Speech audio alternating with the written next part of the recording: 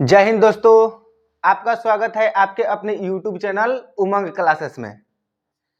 आज हम class 10th के यानी कि जो बच्चे 2024 में एग्जाम देने वाले हैं उन लोगों के लिए सोशल साइंस का एकदम महत्वपूर्ण और बेस्ट ऑब्जेक्टिव लेकर आ रहे हैं। तो आप लोग वीडियो में बने रहिए और लगातार बने रहिए और लास्ट तक बने रहिए, है कि नहीं।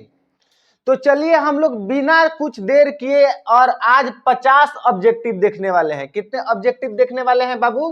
हम लोग आज 50 ऑब्जेक्टिव को आज करने वाले हैं, ठीक है। इसमें से 50 ऑब्जेक्टिव में से सोशल साइंस में यानी कि आप लोगों को एग्जाम में कम से कम 20 ऑब्जेक्टिव पूछा जाएगा। कितना ऑब्जेक्टिव पूछा जाएगा बाबू? 20 ऑब्जेक्टिव आप लोगों को एग्जाम में पूछा जाएगा, है कि नहीं। तो चलिए हम लोग क्लास को स्टार्ट करते हैं। अगर आप हमारे चैनल पर नए हैं तो चैनल को सब्सक्राइब करिए और अपने दोस्तों के पास शेयर करिए, है कि नहीं। तो चलिए हम अपने वीडियो को स्टार्ट करते हैं और आप लोग बने रहिए और देखिए कि आप लोगों को कितने अच्छे से समझ में आता है कि नहीं। सबसे पहला क्वेश्चन बाबू आज हम लोग आप लोगों को सोशल साइंस में बताने जा रहे हैं कि 1871 ईस्वी में कौन सी संधि हुई थी, है कि नहीं बाबू। 1871 ईस्वी में कौन सी संधि हुई थी। तो इस प्रश्न का उत्तर आप लोग बताइए। 1871 ईस्वी में कौन सी संधि हुई थी? तो 1871 ईस्वी में फ्रैंकफर्ट की संधि हुई थी। कौन सी संधि हुई थी बाबू? फ्रैंकफर्ट की संधि हुई थी। यानी कि इसका उत्तर क्या हो जाएगा? ऑप्शन नंबर ए, है कि नहीं। ऑप्शन नंबर क्या हो जाएगा बाबू? ए हो जाएगा, है कि नहीं। चलिए अगला प्रश्न देखते हैं बाबू कि अगला प्रश्न क्या कर रहा है। अगला प्रश्न कह रहा है कि नहीं कि 1930 के क्रांति के बाद, है कि नहीं, ध्यान से समझिएगा। 1930 के क्रांति के बाद किस प्रकार के शासन स्थापित हुआ। यानी कि 1930 के क्रांति के बाद किस प्रकार का शासन क्या हुआ था बाबू? किस प्रकार के शासन स्थापित हुआ? तो इस प्रश्न का उत्तर हो जाएगा संवैधानिक राजतंत्र। क्या हो जाएगा बाबू? संवैधानिक राजतंत्र। ऑप्शन नंबर बी, है कि नहीं। चलिए उसके बाद में हम लोग क्या करते हैं, आगे बढ़ते हैं, है कि नहीं। उसके बाद में क्वेश्चन नंबर 3 क्या कर रहा है? क्वेश्चन नंबर 3 कर रहा है जर्मनी के एकीकरण के लिए कौन उत्तरदायी था। माने कहने का मतलब ये है कि जर्मनी के एकीकरण के लिए कौन उत्तरदायी था, कौन चाहता था कि जर्मनी का एकीकरण हो, है कि नहीं। तो इसका उत्तर क्या हो जाएगा बाबू? बिस्मार्क। ऑप्शन नंबर कौन हो जाएगा? बी हो जाएगा, बिस्मार्क, है कि नहीं। चलिए उसके बाद में हम लोग आगे क्वेश्चन नंबर 4 देखते हैं कि क्वेश्चन नंबर 4 क्या कर रहा है। कह रहा है कि फ्रैंकफर्ट की संधि किस वर्ष हुई थी। फ्रैंकफर्ट की संधि किस वर्ष हुई थी। यानी कि इसका उत्तर क्या हो जाएगा? 1871 ईस्वी में। इसका उत्तर क्या हो जाएगा? 1871 ईस्वी में, है कि नहीं। चलिए आगे हम लोग बाबू समझते हैं कि आगे क्या कह रहा है। आगे कह रहा है कि नहीं कि इटली के एकीकरण में निम्न में से किसका संबंध नहीं है। यानी कि इटली का एकीकरण में यानी कि निम्न में से किसका संबंध नहीं है कि नहीं। तो इसका उत्तर क्या हो जाएगा बाबू? बिस्मार्क। इसका उत्तर क्या हो जाएगा? बिस्मार्क। बिस्मार्क का संबंध इटली के एकीकरण से नहीं है कि नहीं। चलिए उसके बाद में हम लोग आगे बढ़ते हैं, है कि नहीं। आगे कह रहा है कि नहीं। अगला प्रश्न कर रहा है कार्ल मार्क्स का जन्म कहां हुआ था। यानी कि कार्ल मार्क्स का जन्म कहां हुआ था। तो कार्ल मार्क्स का जन्म कहां हुआ था बताइए। रूस में हुआ था कि इटली में हुआ था कि जर्मनी में हुआ था कि इंग्लैंड में हुआ था। कार्ल मार्क्स का जन्म आपका जर्मनी में हुआ था। कार्ल मार्क्स का जन्म कहां हुआ था बाबू? जर्मनी में हुआ था। यानी कि option number B. Option number कौन सा हो जाएगा? बी हो जाएगा। चलिए उसके बाद में हम लोग अगला प्रश्न को देखते हैं। अगला प्रश्न क्या कहता है। अगला प्रश्न कह रहा है कि बोल्शेविक क्रांति कब हुई थी, है कि नहीं। बोल्शेविक क्रांति कब हुई थी। क्वेश्चन नंबर 7 है कि नहीं। बोल्शेविक क्रांति कब हुई थी। यानी कि नवंबर 1917 में हुई थी। बोल्शेविक क्रांति कब हुई थी? नवंबर 1917 में हुई थी। बोल्शेविक क्रांति नवंबर 1917 में हुई थी, है कि नहीं। चलिए उसके बाद आगे कह रहा है कि नहीं। उसके आगे कह रहा है कि दास कैपिटल का प्रकाशन किस वर्ष हुआ था। दास कैपिटल का प्रकाशन किस वर्ष हुआ था, है कि नहीं। क्वेश्चन नंबर 8 है और कह रहा है कि दास कैपिटल का प्रकाशन कब हुआ था? तो दास कैपिटल का प्रकाशन 1867 में हुआ था। कब हुआ था बाबू? 1867 ईस्वी में दास कैपिटल का प्रकाशन हुआ था। 1867 ईस्वी में क्या हुआ था? दास कैपिटल का प्रकाशन हुआ था, है कि नहीं? चलिए आगे हम लोग बाबू देखते हैं कि आगे क्या कर रहा है। आगे कह रहा है कि नहीं, आगे कह रहा है कि वार एंड पीस किसकी रचना है? वार एंड पीस किसकी रचना है? तो किसकी रचना है बाबू? टॉलस्टॉय की रचना है। किसकी रचना है बाबू? टॉलस्टॉय की रचना है कि नहीं? वार एंड पीस टॉलस्टॉय की क्या है? रचना है। चलिए अगला प्रश्न क्या कर रहा है? अगला प्रश्न हम लोगों को कह रहा है कि मार्क्स ने यानी कार्ल मार्क्स ने 1867 ईस्वी में किस पुस्तक की रचना की जिसे साम्यवादियों का बाइबिल कहा जाता है? यानी कि कार्ल मार्क्स ने कब 1867 ईस्वी में किस पुस्तक का रचना की थी जिसको हम लोग क्या कहते हैं? साम्यवादियों का बाइबिल कहा जाता है। तो इसका उत्तर हो जाएगा दास कैपिटल। यानी कि दास कैपिटल नामक पुस्तक की रचना कार्ल मार्क्स ने यानी कि 1867 ईस्वी में की थी। इसी पुस्तक को हम लोग साम्यवादियों को बाइबिल कहते हैं। इसी पुस्तक को क्या कहते हैं बाबू? साम्यवादियों को बाइबिल कहते हैं। देखिए यहां पर बाबू एक और प्रश्न आप लोगों से पूछा जा सकता है कि नहीं? यहां पे एक और प्रश्न पूछा जा सकता है क्या? यानी कि 1867 ईस्वी में कार्ल मार्क्स ने कौन सी पुस्तक की रचना की थी? 1867 ईस्वी में कार्ल मार्क्स ने कौन सी पुस्तक की रचना की थी? तो आप लोग कह सकते हैं दास कैपिटल। क्या कह सकते हैं? दास कैपिटल, है कि नहीं? चलिए आगे देखते हैं जो कि हम लोग का क्वेश्चन नंबर 11 है। और क्वेश्चन नंबर 11 क्या कह रहा है? क्वेश्चन नंबर 11 कह रहा है कि नहीं कि उत्तरी एवं दक्षिणी वियतनाम का एकीकरण कब हुआ था? उत्तरी एवं दक्षिणी वियतनाम का एकीकरण कब हुआ था? तो 1975 ईस्वी में हुआ था। कब हुआ था बाबू? 1975 ईस्वी में क्या हुआ था? उत्तरी एवं दक्षिणी वियतनाम का एकीकरण हुआ था, है कि नहीं? चलिए उसके बाद में हम लोग बाबू आगे समझते हैं आगे प्रश्न क्या कर रहा है कि नहीं? अगला प्रश्न कह रहा है कि कंबोडिया की राजधानी कहां है? बहुत आसान प्रश्न है कि कंबोडिया की राजधानी कहां है? तो आप लोग बताइए कि कंबोडिया जो है यानी कि कंबोडिया की राजधानी कहां है बाबू? तो नोम पेन। कंबोडिया की राजधानी कहां है? नोम पेन, है कि नहीं? चलिए आगे हम लोग देखते हैं अगला प्रश्न क्या कह रहा है कि नहीं? क्वेश्चन नंबर 13 है और क्वेश्चन नंबर 13 कह रहा है कि वियतनाम का एकीकरण हुआ। यानी कहने का मतलब ये है कि वियतनाम का एकीकरण कब हुआ? यानी कि वियतनाम का एकीकरण कब हुआ? तो वियतनाम का एकीकरण 1975 में हुआ था। कब हुआ था बाबू? 1975 में वियतनाम का एकीकरण हुआ था, है कि नहीं? चलिए उसके बाद में आप लोगों को हम आगे बता देते हैं अगला प्रश्न क्या कह रहा है। अगला प्रश्न कह रहा है सिंगापुर कब आजाद हुआ? अगर आपको लगता है ना कि क्वेश्चन यानी कि प्रश्न हम लोग का बहुत आसान है तो इससे भारी एग्जाम में पूछने वाला नहीं है। बस आप इसी लेवल का प्रश्न रहेगा, है कि नहीं? इसी लेवल का प्रश्न रहेगा, इससे भारी एग्जाम में नहीं आएगा। यानी कि आप लोग समझेंगे कि ज्यादा भारी आएगा, तो ज्यादा भारी क्वेश्चन आने वाला नहीं है। अगर आप इन सब प्रश्न को जानते हैं तो ठीक है, आप जान रहे हैं, है कि नहीं? तो चलिए सिंगापुर कब आजाद हुआ था? यानी कि ये जो प्रश्न है आप लोग बता दीजिए सिंगापुर कब आजाद हुआ था? तो 1965 ईस्वी में सिंगापुर क्या हुआ था? आजाद हुआ था। कब आजाद हुआ था बाबू?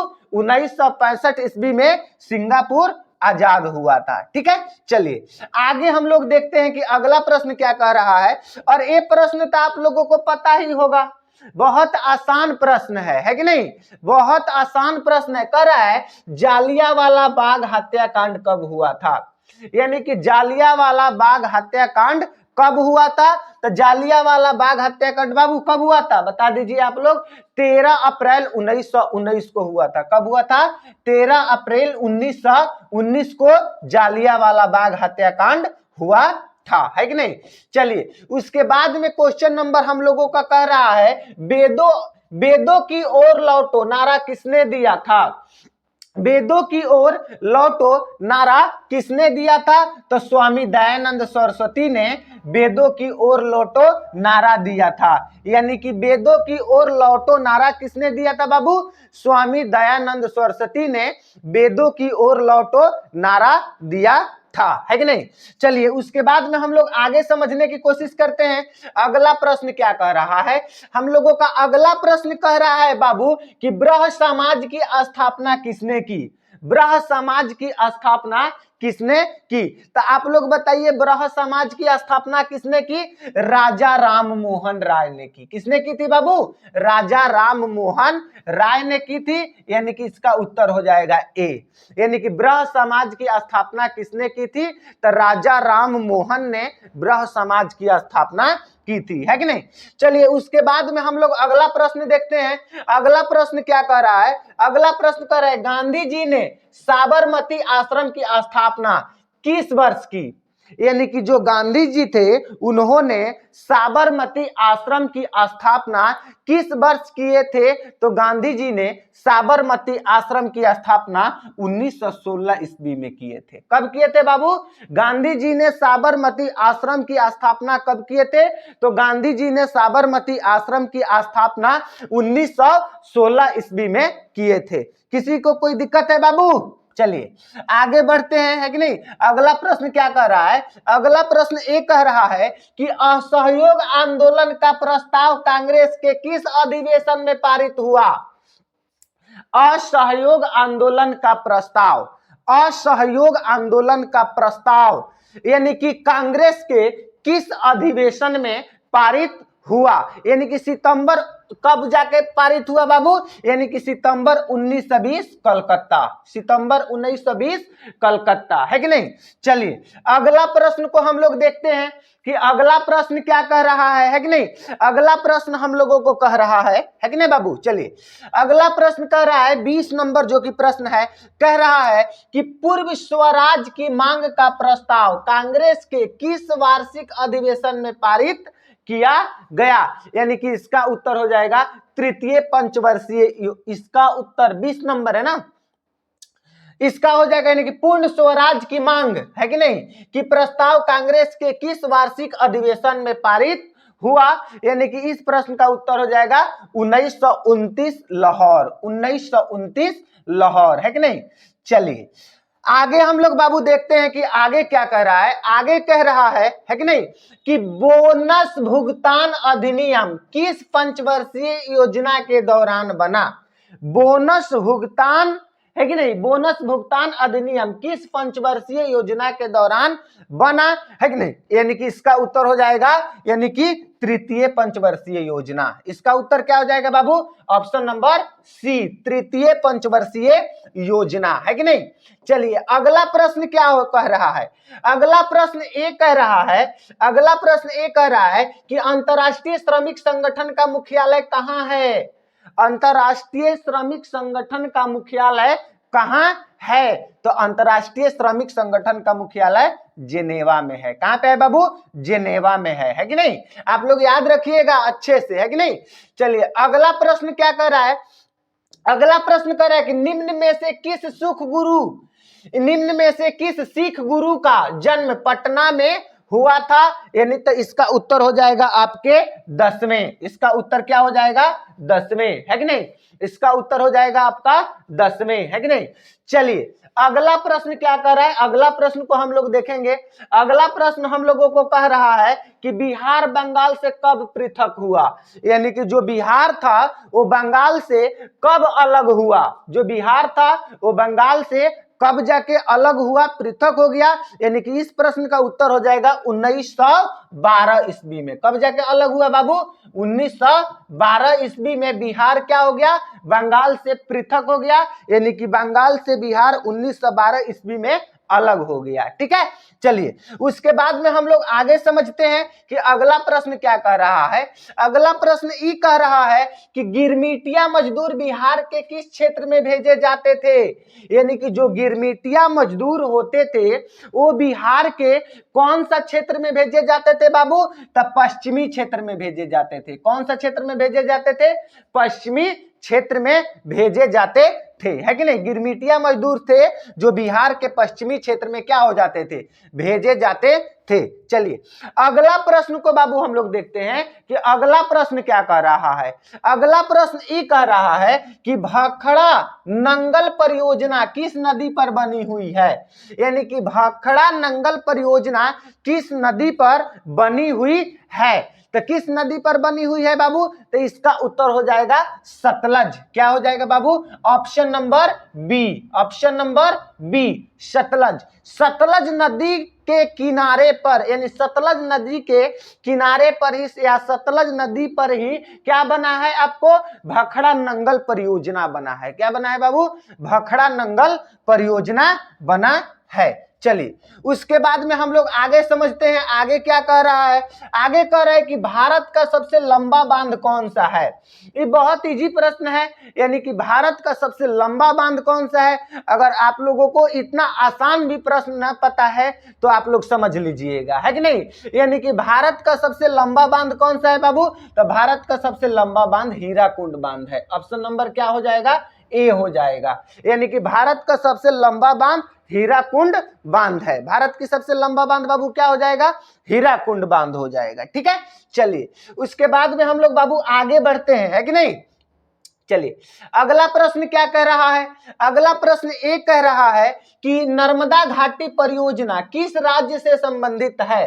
नर्मदा घाटी परियोजना किस राज्य से संबंधित है, तो हमारा गुजरात, महाराष्ट्र और मध्य प्रदेश राज्य से संबंधित है। गुजरात, महाराष्ट्र और मध्य प्रदेश राज्य से संबंधित है। किस राज्य से संबंधित है, गुजरात, महाराष्ट्र और मध्य प्रदेश राज्य से संबंधित है। चलिए उसके बाद में हम लोग बाबू आगे बढ़ते हैं। आगे क्या कह रहा है, आगे क्वेश्चन नंबर हम लोग का 29 कह रहा है, प्रथम राष्ट्रीय जल नीति कब लागू हुई। यानी कि प्रथम राष्ट्रीय जल नीति कब लागू हुई, यानी कि प्रथम राष्ट्रीय जल नीति कब लागू हुई, तो सितंबर 1987 को लागू हुई। कब हुई थी बाबू, सितंबर 1987 को लागू हुई थी। यानी कि ऑप्शन नंबर सी, सितंबर 1987 को लागू हुई थी, है कि नहीं। चलिए आगे हम लोग बाबू समझते हैं, जो कि क्वेश्चन नंबर हम लोगों का 31 है। कह रहा है कि निम्न राज्यों में से किस में सर्वाधिक वन क्षेत्र है। यानी कि निम्नलिखित राज्यों में से किस राज्यों में सर्वाधिक वन क्षेत्र है, तो इसका उत्तर क्या हो जाएगा, मध्य प्रदेश। इसका उत्तर क्या हो जाएगा, ऑप्शन नंबर ए, यानी कि मध्य प्रदेश। इसका उत्तर ऑप्शन नंबर ए, यानी कि मध्य प्रदेश। अगला प्रश्न हम लोग बाबू देखते हैं कि अगला प्रश्न क्या कह रहा है। अगला प्रश्न कह रहा है कि आयुर्वेद का जनक किन्हें कहा जाता है। इस प्रश्न को तो बहुत सारे बच्चे गलत कर देंगे। सब जितने बच्चे हैं सब लोग बोलेंगे कि सर जी पतंजलि, लेकिन पतंजलि नहीं होगा, है कि नहीं। आयुर्वेद के जनक हम लोग चरक को कहते हैं। किसको कहते हैं बाबू, चरक को कहते हैं। यानी कि ऑप्शन नंबर कौन हो जाएगा, बी। आयुर्वेद का जनक हम लोग किसको कहते हैं, चरक को कहते हैं, है कि नहीं। चलिए उसके बाद में हम लोग बाबू अगला प्रश्न कह रहे हैं। अगला प्रश्न क्या कह रहा है, सुंदरवन है, यानी कि सुंदरवन है। कहां है सुंदरवन, सुंदरवन कहां पे है, तो सुंदरवन हम लोगों का कहां है बाबू, पश्चिम बंगाल में है। कहां पे है बाबू, पश्चिम बंगाल में सुंदरवन है कि नहीं। उसके बाद में आगे वाला प्रश्न देखते हैं। आगे वाला प्रश्न क्या कर रहा है, भारत का राष्ट्रीय पक्षी कौन है। यानी कि भारत का राष्ट्रीय पक्षी कौन सा है, यानी कि बहुत इजी प्रश्न है। तो आप लोग बताइए कि भारत का राष्ट्रीय पक्षी कौन सा है, तो भारत का राष्ट्रीय पक्षी मयूर हो जाएगा, ऑप्शन नंबर सी। भारत का राष्ट्रीय पक्षी कौन सा हो जाएगा बाबू, मयूर हो जाएगा, ऑप्शन नंबर क्या, सी, है कि नहीं। चलिए उसके बाद में हम लोग बाबू आगे बढ़ते हैं। आगे क्या कह रहा है, आगे कह रहा है कि नहीं, कि वन संरक्षण एवं प्रबंधन की दृष्टि से वनों को कितने भागों में बांटा गया है। यानी वन संरक्षण एवं प्रबंधन की दृष्टि से, यानी कि वन को सुरक्षा एवं प्रबंध रख रखाव की दृष्टि से वन को कितने भागों में बांटा गया है, तो वन को 3 भागों में बांटा गया है। ऑप्शन नंबर बी हो जाएगा। ऑप्शन नंबर क्या हो जाएगा बाबू, बी हो जाएगा, ठीक है। उसके बाद में आगे वाला प्रश्न हम लोग देखते हैं बाबू, ठीक है। अगला प्रश्न क्या कह रहा है, अगला प्रश्न कह रहा है रबी फसल किन महीनों में बोई जाती है। रबी फसल किन महीनों में बोई जाती है? तो अक्टूबर नवंबर में रबी फसल बोई जाती है। कब बोई जाती है बाबू? रबी फसल अक्टूबर और नवंबर में बोई जाती है। रबी फसल कब बोई जाती है? अक्टूबर और नवंबर में रबी फसल क्या की जाती है? बोई जाती है। चलिए उसके बाद में बाबू हम लोग आगे प्रश्न देखते हैं क्या कर रहा है। अगला प्रश्न हम लोगों को कह रहा है कि निम्न में से कौन व्यावसायिक फसल नहीं है? निम्नलिखित में से कौन व्यावसायिक फसल नहीं है? तो हमारा 37 नंबर का हो जाएगा गेहूं व्यावसायिक फसल नहीं है कि नहीं? चलिए अगला प्रश्न हम लोग देखते हैं बाबू कि अगला प्रश्न क्या कह रहा है। अगला प्रश्न हम लोगों का कह रहा है कि सोपानी कृषि किस राज्य में प्रचलित है? सोपानी कृषि किस राज्य में प्रचलित है? तो इसका उत्तर हो जाएगा उत्तराखंड। इसका उत्तर क्या हो जाएगा? उत्तराखंड। यानी कि उत्तराखंड में सोपानी कृषि क्या है? प्रचलित है। उत्तराखंड में ही सोपानी कृषि क्या है बाबू? प्रचलित है। उसके बाद में हम लोग देखते हैं कि निम्नलिखित यानी निम्नलिखित में से खरीफ फसल कौन है? यानी कि निम्नलिखित है कि नहीं? निम्नलिखित में से है कि ना? निम्नलिखित में से कौन खरीफ फसल है कि नहीं? निम्नलिखित में से कौन खरीफ फसल है? यानी कि इसका उत्तर आप लोगों का क्या हो जाएगा? चावल। क्या हो जाएगा बाबू? चावल, है कि नहीं? चलिए आगे हम लोग देखते हैं आगे क्या कह रहा है। अगला प्रश्न हम लोगों को कह रहा है कि धान एक प्रकार का है। धान एक प्रकार का क्या है? आस भी है, अमन भी है, वारो भी है। यानी कि यहाँ पे क्या हो जाएगा बाबू? यहाँ पे आप लोगों का हो जाएगा इनमें से सभी। ऑप्शन नंबर डी में क्या हो जाएगा? सभी। ऑप्शन नंबर डी में क्या हो जाएगा? सभी। यानी कि इनमें से चावल क्या है? सभी है। क्या है बाबू? सभी है। चावल क्या है? सभी है कि नहीं? चलिए अगला प्रश्न हम लोग देखते हैं कि अगला प्रश्न क्या कह रहा है। अगला प्रश्न एक कह रहा है कि नहीं? अगला प्रश्न कह रहा है, चलिए अगला प्रश्न क्या कह रहा है, निम्नलिखित में से कौन रोपण फसल का उदाहरण है? निम्नलिखित में से कौन रोपण फसल का उदाहरण है? तो इसका उत्तर हो जाएगा इनमें से सभी। इनमें से सभी हमारा रोपण फसल का उदाहरण है कि नहीं? चलिए अगला प्रश्न बाबू हम लोगों का कह रहा है कि भारत का पहला सीमेंट संयंत्र कहां स्थापित हुआ? यानी कि भारत का पहला सीमेंट संयंत्र कहां स्थापित हुआ? तो जमशेदपुर। इसका उत्तर भारत का पहला सीमेंट संयंत्र कहां स्थापित हुआ? यानी कि भारत का पहला सीमेंट संयंत्र कहां स्थापित हुआ? तो इसका उत्तर आप लोगों का हो जाएगा चेन्नई। इसका उत्तर क्या हो जाएगा? चेन्नई, है कि नहीं? चलिए अगला प्रश्न हम लोग देखते हैं। अगला प्रश्न क्या कह रहा है, भारत का ब्रह्मीधम किस शहर को कहा जाता है? भारत का ब्रह्मीधम किस शहर को कहा जाता है? तो जमशेदपुर को कहा जाता है। किसको कहा जाता है बाबू? जमशेदपुर को कहा जाता है कि नहीं? जमशेदपुर को कहा जाता है। चलिए अगला प्रश्न हम लोग देखते हैं कि अगला प्रश्न क्या कर रहा है, निम्न में से कौन कृषि आधारित उद्योग नहीं है? तो निम्न में से कौन कृषि आधारित उद्योग नहीं है?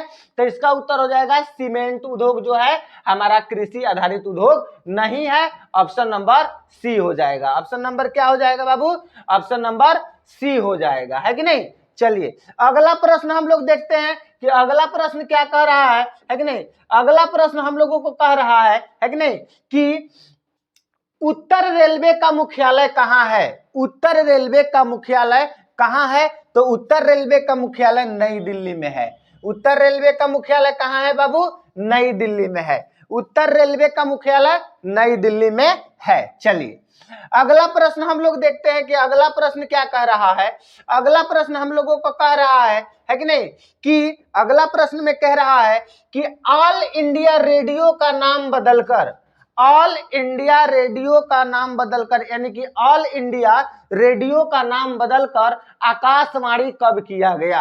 आकाशवाणी कब किया गया? यानी कि 1957 ईस्वी में। ऑप्शन नंबर क्या हो जाएगा? सी। ऑप्शन नंबर क्या हो जाएगा बाबू? सी। यानी कि ऑल इंडिया रेडियो का नाम बदलकर आकाशवाणी 1957 ईस्वी में कर दिया गया, है कि नहीं? चलिए अगला प्रश्न हम लोग देखते हैं, जो कि आज हम लोगों का अगला प्रश्न कह रहा है कि नहीं, नेपाल के साथ भारत की किस राज्य की सबसे लंबी सीमा है? यानी कि नेपाल के साथ, है कि नहीं, नेपाल के साथ, यानी कि नेपाल के साथ भारत की किस राज्य की सबसे लंबी सीमा है? यानी कि नेपाल एक देश है और उस देश के साथ भारत के कौना राज्य के सीमा क्या है, सबसे लंबी है? तो इसका उत्तर हो जाएगा उत्तर प्रदेश। उत्तर प्रदेश, है कि नहीं? चलिए आगे हम लोग देखते हैं अगला प्रश्न क्या कर रहा है। अगला प्रश्न कर रहा है किस देश की सीमा बिहार से जुड़ी है? यानी कि किस देश की सीमा बिहार से जुड़ी है? यानी कि इसका उत्तर हो जाएगा नेपाल। इसका उत्तर क्या हो जाएगा बाबू? नेपाल। यानी कि ऑप्शन नंबर ए, यानी कि नेपाल देश की सीमा बिहार से क्या हुई है? जुड़ी हुई है कि नहीं? चलिए अगला प्रश्न देखते हैं। अगला प्रश्न क्या कर रहा है? अगला प्रश्न हम लोगों को कह रहा है कि आर्थिक विकास के तीसरा क्षेत्र है। यानी कि आर्थिक विकास के तीसरा क्षेत्र कौन सा क्षेत्र है बाबू? सेवा क्षेत्र। कौन सा क्षेत्र है? सेवा क्षेत्र है कि नहीं? चलिए अगला प्रश्न हम लोगों को बाबू देख रहे हैं, जो कि आज का लास्ट प्रश्न होगा, है कि नहीं? अगला प्रश्न जो कि लास्ट है, करे भारत में योजना आयोग का गठन कब किया गया? भारत में योजना आयोग का गठन कब किया गया? तो 15 मार्च 1950 को। कब किया गया बाबू? 15 मार्च 1950 को। यानी कि ऑप्शन नंबर क्या है? ए है कि नहीं? अगर आपको वीडियो अच्छा लगा हो तो वीडियो को जरूर लाइक कीजिए। आपके एक लाइक से हमारा मनोबल बढ़ता है। आप मेरे वीडियो अगर आप अच्छा लगा है तो वीडियो को लाइक कीजिए और चैनल को सब्सक्राइब कीजिए और अपने दोस्तों के पास में शेयर करना ना भूलिए। मिलते हैं अगले वीडियो में, तब तक के लिए जय हिंद।